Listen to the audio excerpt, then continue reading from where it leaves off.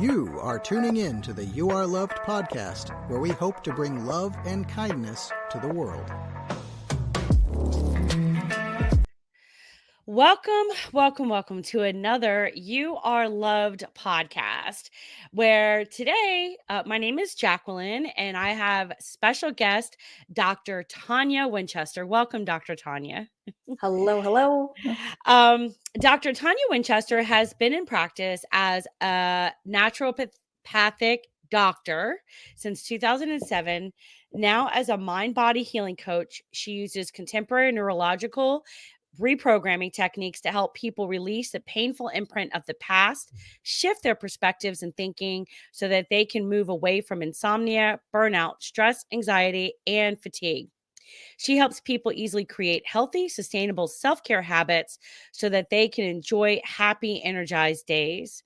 Ultimately, her patients and clients build the vitality and resilience to create exceptional lives for themselves, their families, and make a positive difference in their communities.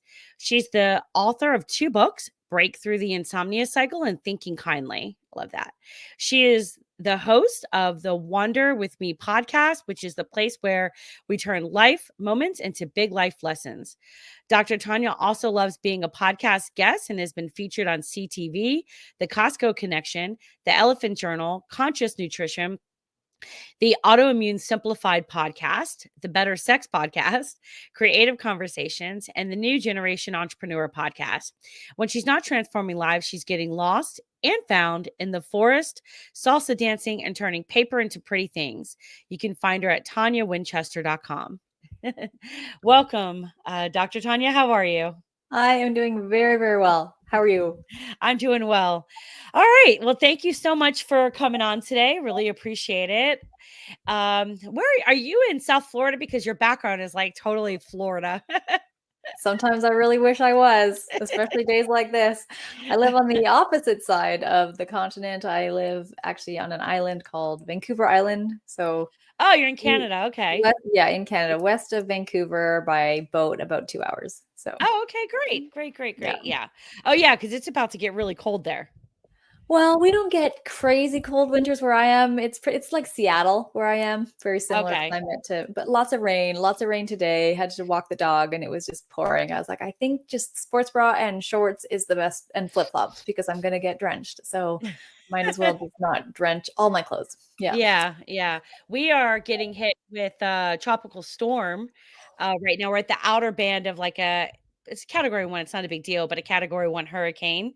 And so this is, if we get hit with the eye, because I'm in Atlanta, and I'm from South Florida, so I'm used to the hurricanes, like a tropical storm is nothing to me. But if we get hit with the eye and it's like a category 3 or 4, like this will be interesting because Atlanta hasn't been hit with a hurricane, like the eye of a hurricane, since like the 1800s. So this would be really interesting. Yeah. And they're not built for this here. So, well, thank you so much.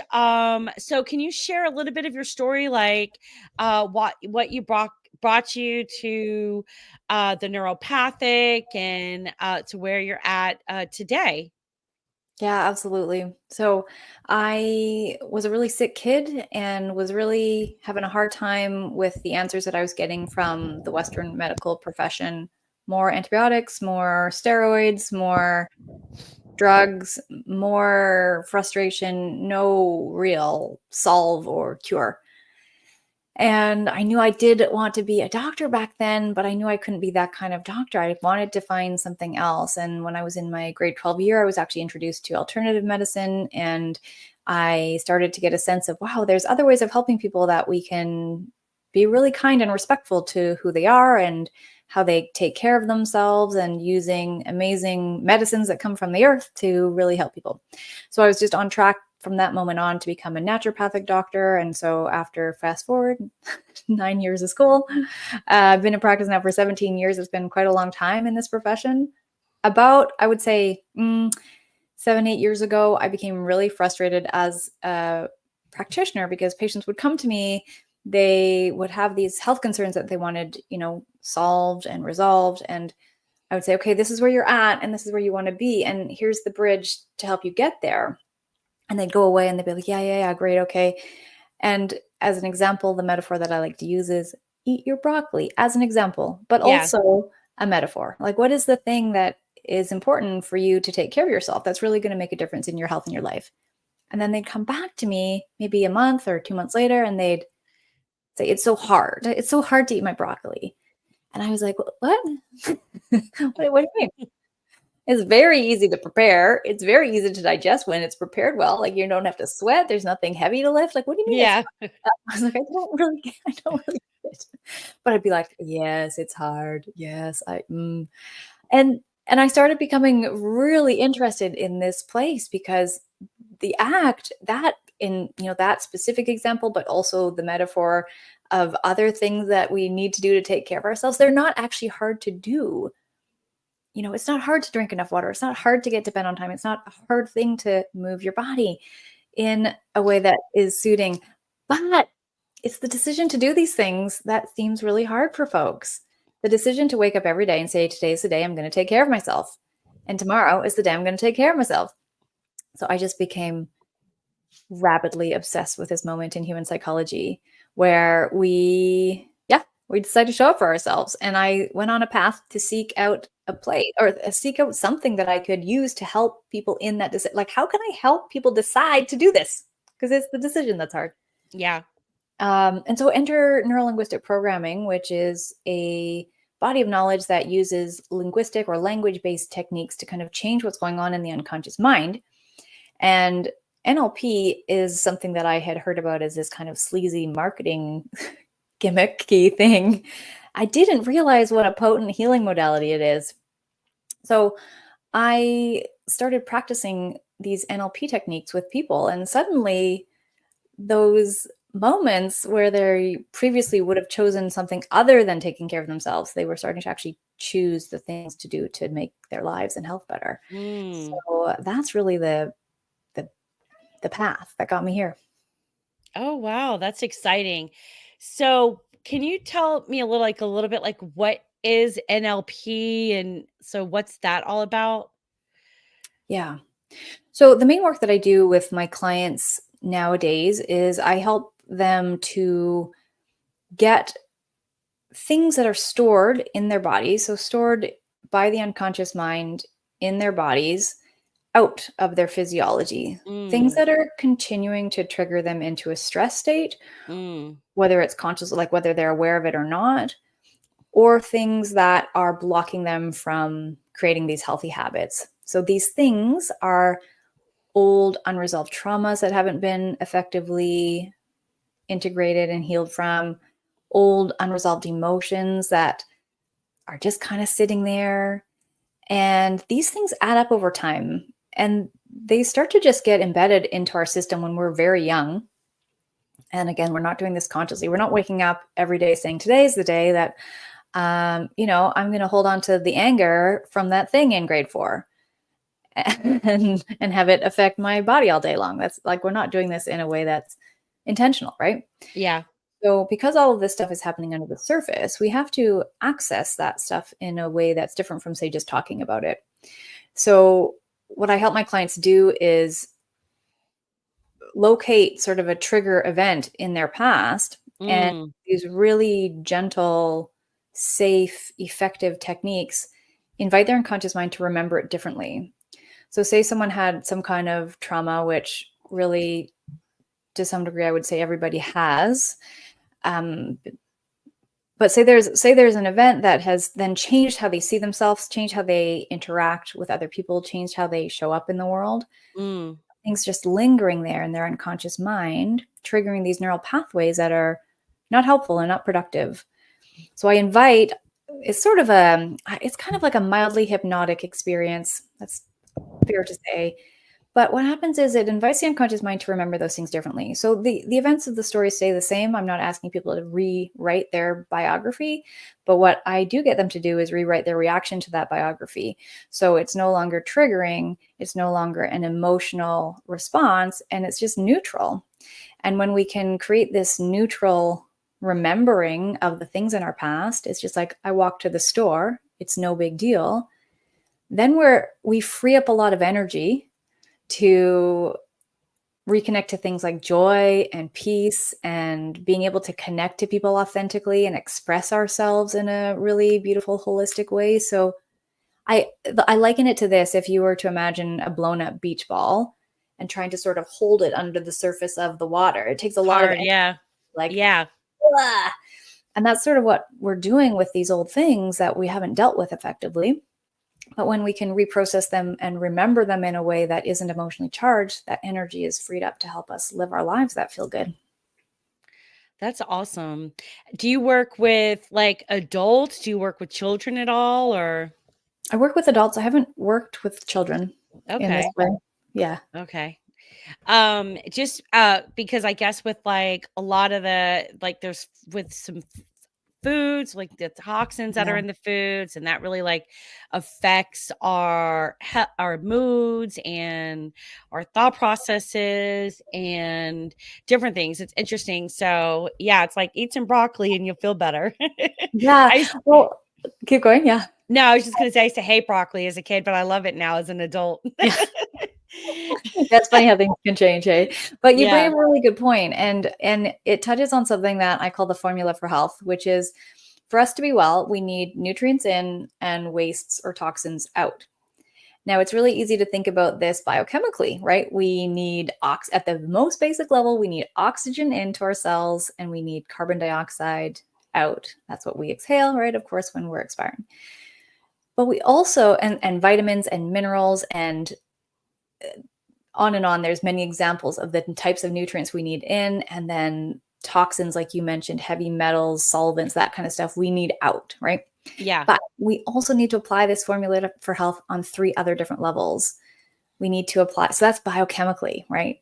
And then we also need to apply it physically, which is where Yeah. the habits come into place in Yeah. my way of seeing things. So that's the getting to bed on time. That's the moving your body effectively. That's the drinking enough water. That's the eating your broccoli, right? That's the physical piece. So that's the habits. And then above that is we need nutrients in and toxins out on the emotional level, Yeah. and then also on the mental level. Yeah. And when we Yeah. work this way from the top down, each one of these areas will actually have a benefit on the level below it, all the way Yeah. down to biochemistry. Yeah. Yeah. I'm like so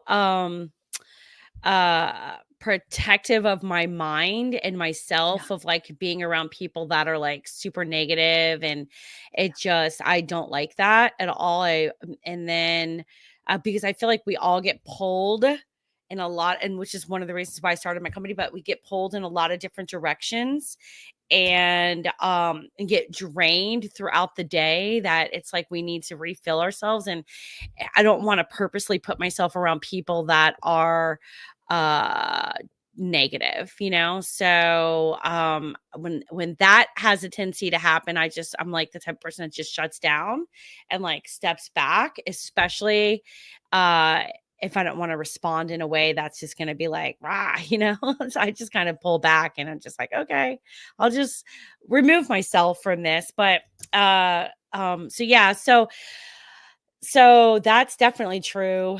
And then I feel like a lot of times when that's mentally, it's like emotionally as well. I feel like those two, and please obviously correct me, I would think that a lot of those times those go hand in hand with each other.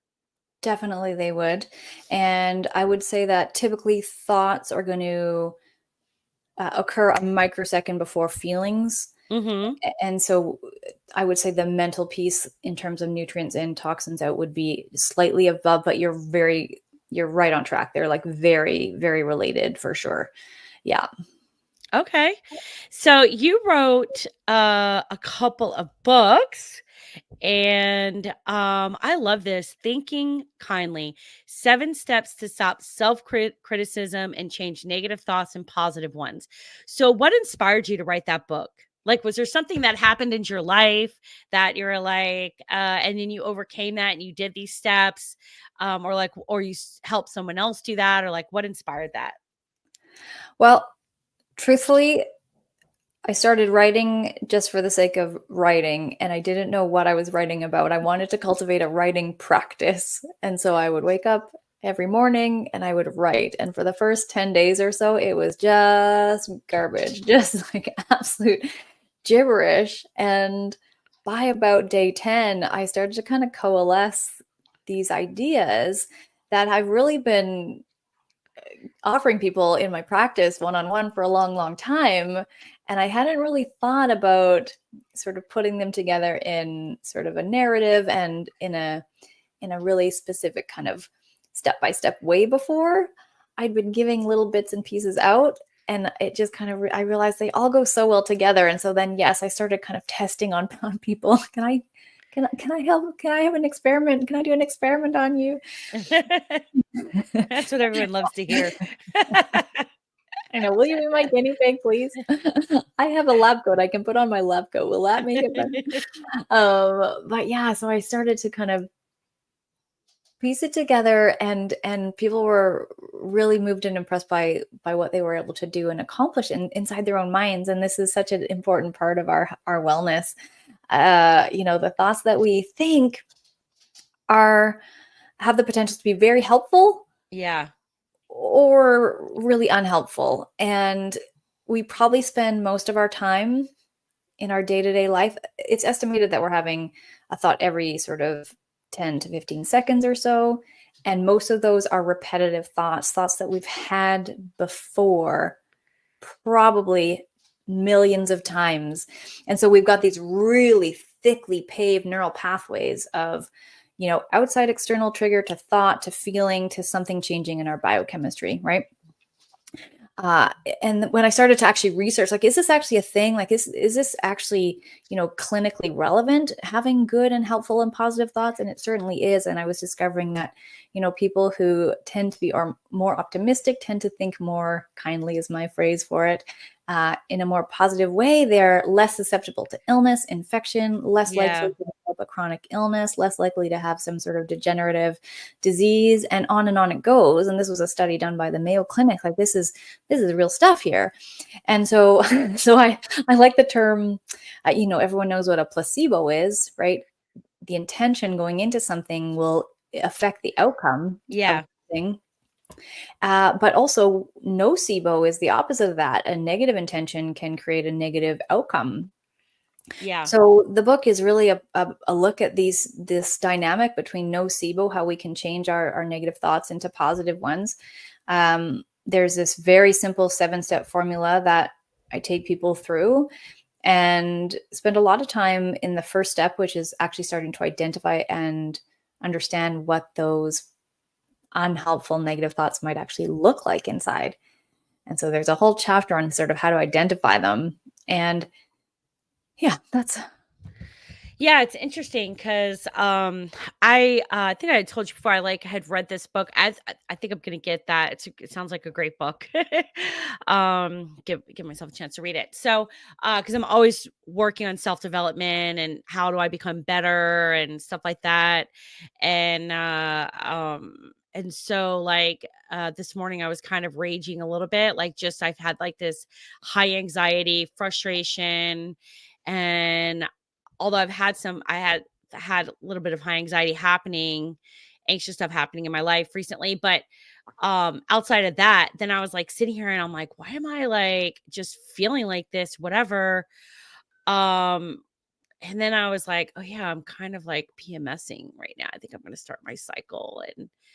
And so after I realized and I pinpointed where this was being triggered from, I was able to just chill out. I just read some of the word in the Bible and kind of just moved forward and had a much better day. But I think I was talking to you about this when we did our intro call, but I read this book called The Gap and the Gain. And it talked about, are we in the gap? Or are we in the gain? The gap meaning the negative parts and stuff, or are we in the gain thinking positive? And I don't right after I'd read that book, I had said, okay, I'm going to wake up this morning and I'm going to be in intention and be positive and all this stuff. And so I had, it was so hard because I just kept starting to think negative, and I was like, no. And I just kept rebuking all that and just going straight to positive. But I guess when we like can have intention with that, then that's great. So yeah. Yeah, and it does need to become a practice and a Yeah. habit. And, it's suggested that it's anywhere from 60 to 90 days to turn a practice into an automated habit.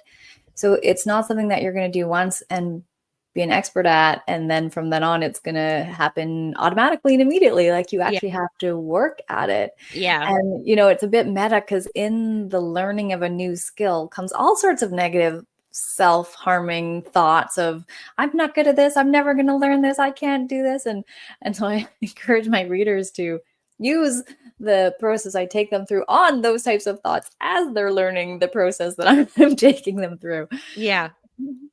That's awesome. Have you ever had like an experience where like someone that and I'm sure you have, but someone that was, say, like kind of negative and stuff like that, or had controlling issues or anything like that, and then you were able to help them go through the process, and when it got through like their neuropaths, it helped them to be a much more peaceful person afterwards, and being kinder to themselves and others around them? Yeah, absolutely. And there's different gradients of support that people need, and some people can read, like you read that book, you got a lot of insights out of it. Even today you were able to kind of flip yourself around, and sometimes we can do that for ourselves, and sometimes these strategies, these 7 steps that I take people through, are enough, and when we practice them and they become habituated. And then sometimes there's deeper stuff going on that we need support with in a more personalized way. And that might be an example where I would suggest, okay, maybe we do some work and do some of that clearing that I was talking about before, and getting some of those things out of the physiology. It's like, what kind of hill are we trying to overcome here? Is there there a lot of is there a lot of baggage that's leading to that type of thinking? And if so, let's get that baggage out of there, put it down. Yeah. Yeah, because there's definitely stuff that happens in our lives that, especially when we're younger, that will have a tendency to like sit in our subconscious, like you were talking about earlier. And then something similar or not so similar, but our subconscious perceives it and goes into protection mode, and then just wants to just react however it's used to reacting, whether that's withdrawing, attacking, whatever. We'll do that. So it's great to be able to heal from that, learn how to have healthy boundaries, and I'm sure that's probably something you talk about as well in your book. And Oh, boundaries are so crucial. Yes. But what you were just talking about are things called strategies. And there are these neurological pathways that happen reliably and predictably at the face of certain stimuli. So here's an example of one that's rather benign, but every time my husband walks past the fridge, he opens the fridge. So he's wired and triggered by the fridge. Open the fridge. And then he inevitably will say, why did I open the fridge? And then I say, because you've habituated, like it's just a habit. And so we have this dialogue. And so as soon as he sees it, he needs to open it. And there's this kinesthetic thing he needs to do. And this is all happening, in this nanosecond. Yeah. That's a good example, but it's like, okay, you have that tone of voice when you hear, or somebody's tone of voice makes you feel a certain way, or, you react with some sort of like, ragey passion when someone says something to you, and like all these things are just so built in. And they've been practiced for so long. Like they started early on, and they've just been affirmed as the way of coping and dealing with this for so long that they just happen so automatically. And we have to kind of create opportunities to interrupt those patterns, interrupt those strategies. Yeah. It's kind of getting to like, I like to know the why behind stuff, like the why, like I'm responding, or like the why someone else is, or whatever. Because I feel like that helps us to have a better understanding for ourselves and other people. And then also have more kindness. And it also opens up the pathway to healing. So So yeah. Yeah, I agree with you. Why is a really interesting one. I think it can be really good to sort of know the root causes of things. Mm-hmm. And then there's also times where we just may never know because of Yeah. how multifactorial things are. There may be so many different factors involved in a certain way of being. So, one of the things that I'll often offer people as a bit of a reframe on why, because, well, here's the thing, if we keep asking why, we'll definitely get to a root cause or a combination of root causes. And then my question is, well, how does that actually help us move forward? It doesn't necessarily help us move forward when we know why. If we reframe the question why to for what purpose, with the understanding that everything that our unconscious mind is doing, every habit that it's keeping, every behavior that it's doing is trying to meet some sort of need. Even if the behavior seems really destructive, seems really unhelpful, seems really unproductive, it's trying to meet some sort of need. And so if we can ask for what purpose and follow that chain of reasoning as far as we need to go, very often we're going to come to a place of, I just want to be connected. I want to be loved. I want to be heard. I want to be at peace. I want to feel good and feel happy. And when we know what the purpose is of the behavior, we can start to orchestrate that purpose and make it happen in a way that's a bit more helpful and productive. Yeah. Yeah, I like that. Yeah. Back to, I just want to, at this kind of funny thought, but what if you put like a sign on your refrigerator for your husband that says, "Why am I opening the fridge?" I'm just kidding, but No, it's a great idea. I'd love to believe that it would work. And the reason I don't but believe it it may would make him work, laugh though. it would make him laugh. The reason I don't think it would work because he's a creative guy. He's a maker. He has a busy, crazy shop of lots of Yeah. ideas flowing, and he's a messy man. And he has this Jiffy written, like, or Sharpie written note to himself on the back of the door to the garage. So when he's coming out of the garage to the house, like where his shop is, the note says, "Dear future Jason, please clean up after your damn self. Sincerely, past Jason." And he still doesn't pay attention to it. So he's so used to seeing it there now, he just ignores it. You know, he didn't with intention respond to it. He didn't continue to respond to it. So now it's just an annoying note that's probably up there that he may not even see it anymore. Yeah. Exactly.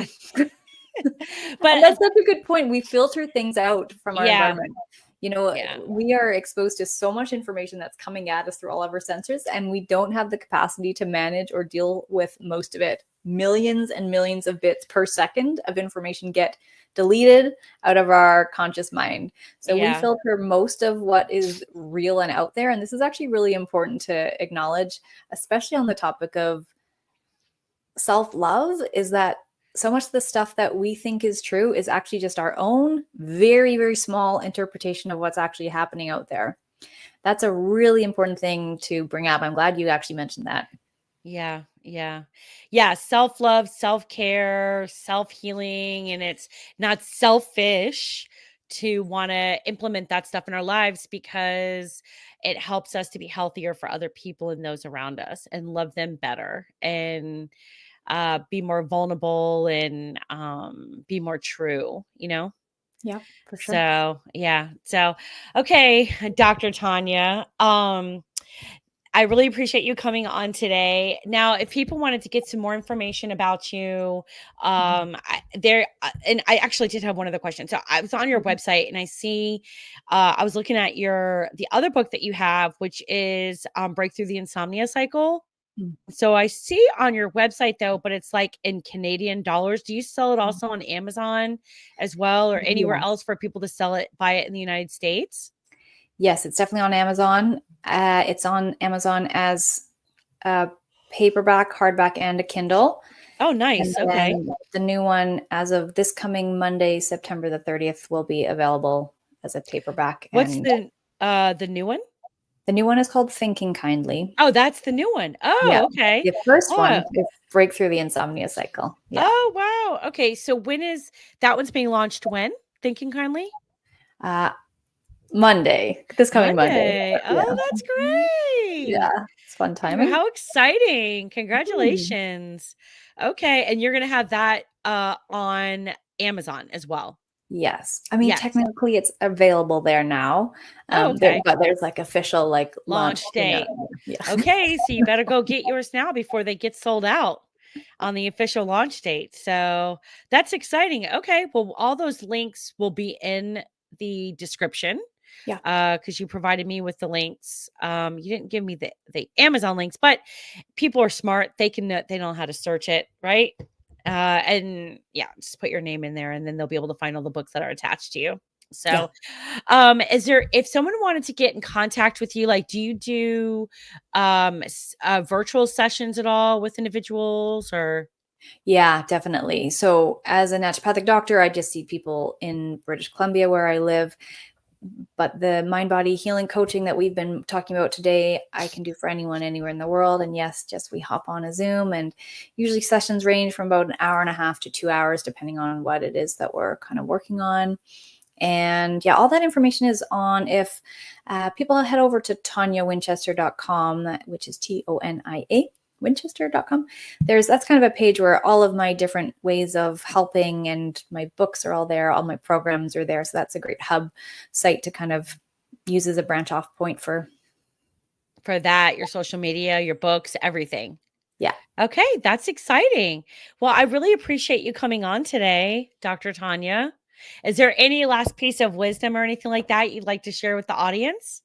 Yes. If you take anything away from this conversation today, let it be this, that your body is so smart and knows how to heal and wants to heal and can heal. You just need to put the right kind circumstances in place for that to happen, including thinking kindly. Thinking kindly. I love that. Dr. Tonia, thank you so much for coming on today. We really appreciate it. And I hope you have an amazing day. Thank you. You too. It was absolutely my pleasure. Thank you. All right. Bye-bye.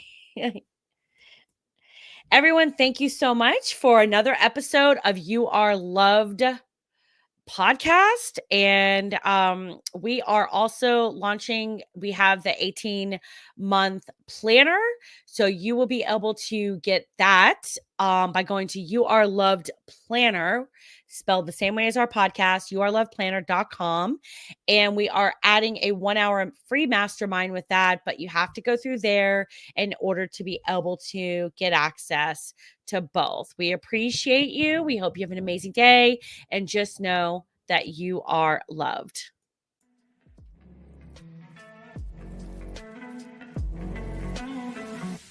Thank you for tuning in to another episode of You Are Loved.